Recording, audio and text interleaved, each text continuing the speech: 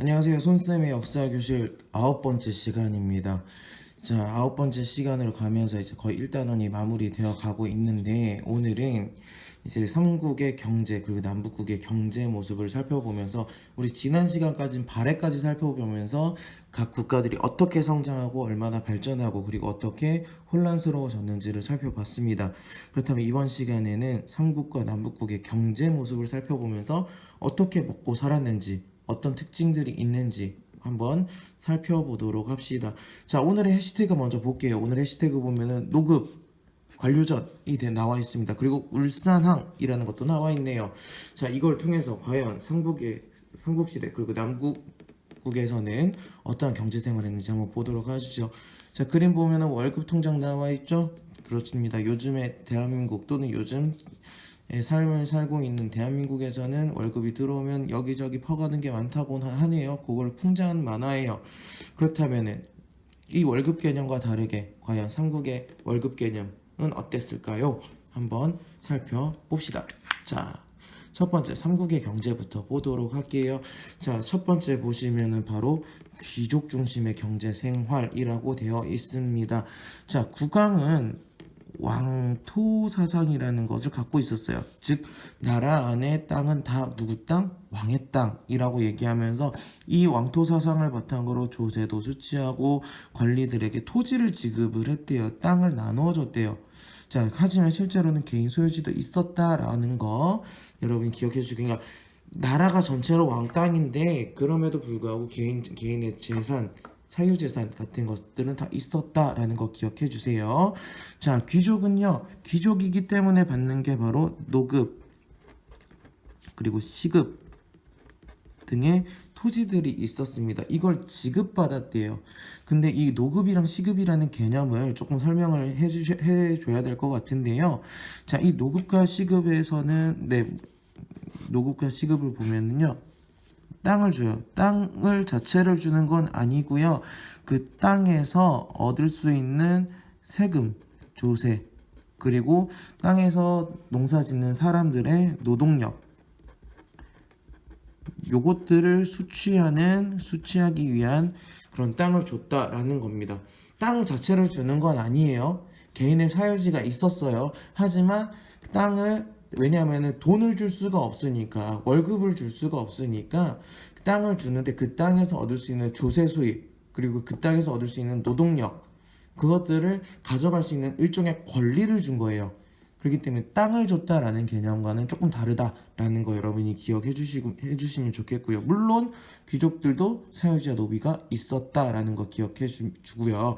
자, 농민들은요, 자기 소유지도 있고요, 귀족의 토지를 경작하면서 세금 냅니다. 이 조세, 그리고 특산물, 그리고 노동력 같은 것들 다 세금으로 납부했었다. 그러면서 살았었다. 그렇기 때문에 실제로 중심이 되었던 거 바로 이 귀족 중심의 경제 생활이 될 수밖에 없었다라는 거 기억해 주면 좋겠습니다. 그렇기 때문에 실제로 농사를 짓는 것은, 그렇죠, 농민이었죠. 농민들이 어떻게 살았는지 한번 봅시다. 자, 농민들이 농사는 지어요. 근데 농사는 짓는데 반대로 시비법이라고 하는 예를 쉽게 얘기하면 거름 같은 거 주는 거, 땅에 영양분을 주는 방법이 발달하지 못했기 때문에 생산성 자체가 낮습니다. 그러니까 생산성을 높이기 위해서 여러 가지 정부에선 정책을 내세웠는데요. 첫 번째로는 철제 농기구. 왜냐하면 돌보다는 철제 농기구가 훨씬 더 생산력이 높아지겠죠. 그리고 사람의 힘보다는 소의 힘을 빌려서 땅을 갈게 하는 우경을 장려하고요. 그리고 사람들이 버린 황무지를 개척해서 농토로 사용하기도 하고요. 그리고 그 땅에 물을 대기 위해서 보와 저수지 같은 수리시설을 확충하기도 했습니다. 또한 국가에서는 유랑민을 모아서 농사를 짓게 하기도 하고요. 농업을 소홀하게 하는 관리들을 엄하게 꾸짖으면서 백성들에게 농업 생산력을 향상시키기 위해서 노력을 했습니다. 자, 이런 식으로 삼국의 경제 생활이 요령했고요. 그리고 농업이 주 산업이긴 했지만 그래도 수공업과 상업이 발달했겠죠. 자꾸 말이 헛나오네요.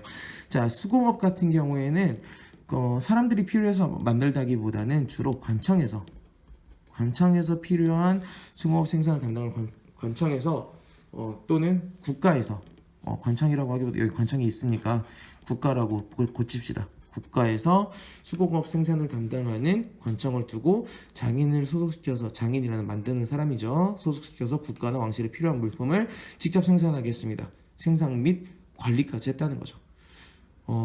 그러다 보니까 이제 상업 같은 경우에도 시장은 만들어집니다. 경제 동시라는 시장이 만들어지지만 그렇다면 화폐나 이렇게 물물 교환의 형태로 했기 때문에 그러니까 신라 안에서의 상업이 그렇게 발달하지는 않았을 때였습니다.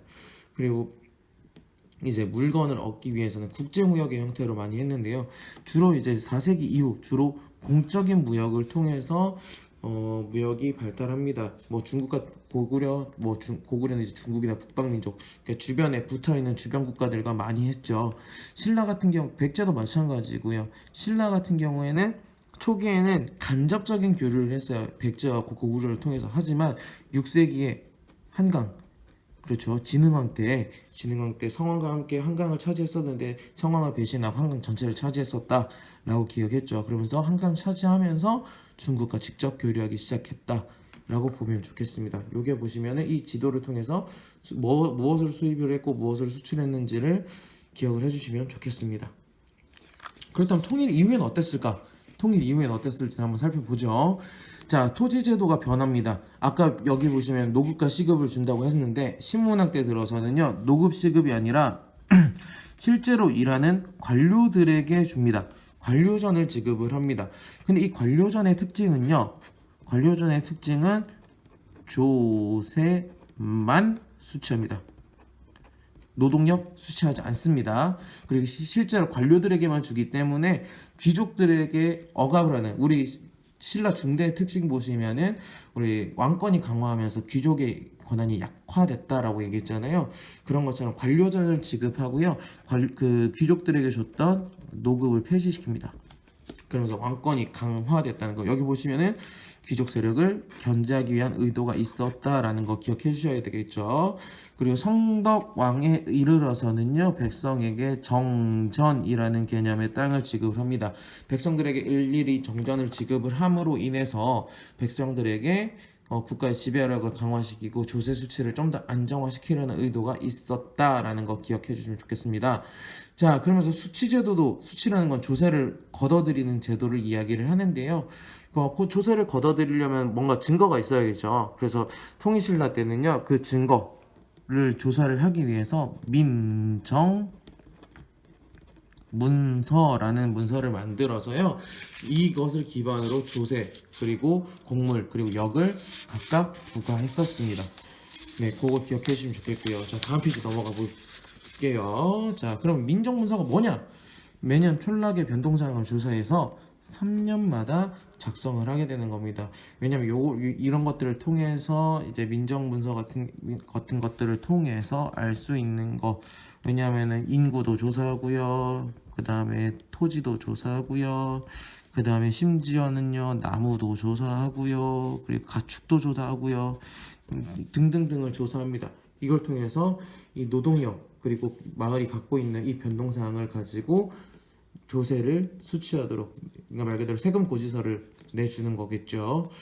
그러면서 이제 그것들을 바탕으로 조세, 그리고 곡물, 그리고 역, 이런 노동력들을 각각 수취했다라는 것들 여러분이 기억해 주시기 바랍니다. 자, 그렇다면 통일신라의 경제활동, 아까 삼국의 경제활동에서는 상업 같은 경우에 동시만 있었는데 이제 발달하면서 서시와 남시가 추가가 됩니다. 대무역도 공무역, 나라에서만 국가 주도라는 것이 아니라 사무역까지 성행을 하죠. 그러면서 이 울산항에서는요, 이슬람 상인이 왔다 갔다 하기 시작합니다. 그래서 그 신라의 왕릉 같은 거 보면요, 어떤 사람들의 모습을 형상화시킨 그런 동상이 있는데 막 수염이 우리나라 사람 같지가 않아요. 그걸 통해서 이슬람 상인 사람들이 신라에 많이 왔었구나 라는 것도 알 수 있습니다. 그럼 외국 사람들만 왔을까요? 아니죠. 신라인들도 해외로 나갑니다. 어디로? 그렇죠, 당나라로 갑니다. 산정반도에 신라방이나 신라촌 같은 마을을 형성하기도 했었다 라는 거 기억해 주시면, 약간 미국에 있는 코리안타운 그런 거 비슷한 개념이라고 보시면 되겠어요. 자, 뿐만 아니라 완도에 청해진을 설치한 장보고의 활약 덕분에 무역을 하는데 해적 같은 거 해적이 괴롭힐 수 있으니까 이렇게 해적들을 소탕하는 역할을 장보고가 했었다라고 기억해 주면 좋겠습니다. 하지만 8세기 후반 우리 신라 이게 말기니까 하대를 얘기를 하는 거겠죠. 하대 뭐라고 그랬어요? 귀족이 강해졌다 그랬죠. 그럼 귀족이 강해지려면 귀족의 경제 기반이었던 노급이 다시 부활하기 시작합니다. 그러면서 국가 재정이 악화되고 그러다 보니까 이 농민들은 이 노급의 부담 그리고 조세 부담 그러다 보니까 노비로 몰락하거나 초적이 되었다라는 거 기억해 주셔야겠죠. 이런 것들 기억해 주시면 좋겠습니다. 자, 발해 같은 경우에는 여기 나와 있습니다. 발해까지만 정리하고 오늘 수업 마치도록 할게요. 주로 밭작물 재배하고요. 물론 철저하고 농기구 우경 시행합니다. 하지만 목축이나 수렵 같은 것들 기존에 우리 초기국가에 고구려 있었던 거 기억하죠? 그런 것들도 있었다. 이런 거 기억해 주시면 좋겠고요. 당나라 우리 아까 신라방 신라촌 같은 것처럼 발해관을 설치를 했고요. 그리고 신라와 무역을 하기 위해서 신라도 같은 것들도 설치했었다라는 정도만 기억해 주시면 좋겠습니다. 요 정도는 아마 한국의 경제 모습, 남북국의 경제 모습을 같이 한번 정리를 해봤습니다. 과연 우리나라와 무엇이 다르고 무엇이 같은지, 지금의 모습과 비슷한 점은 없는지 한번 비교를 해보면서 항상 그렇게 여러분이 수업 내용을 정리하길 바랄게요. 그러면 수업 시간에 만납시다. 고생했습니다.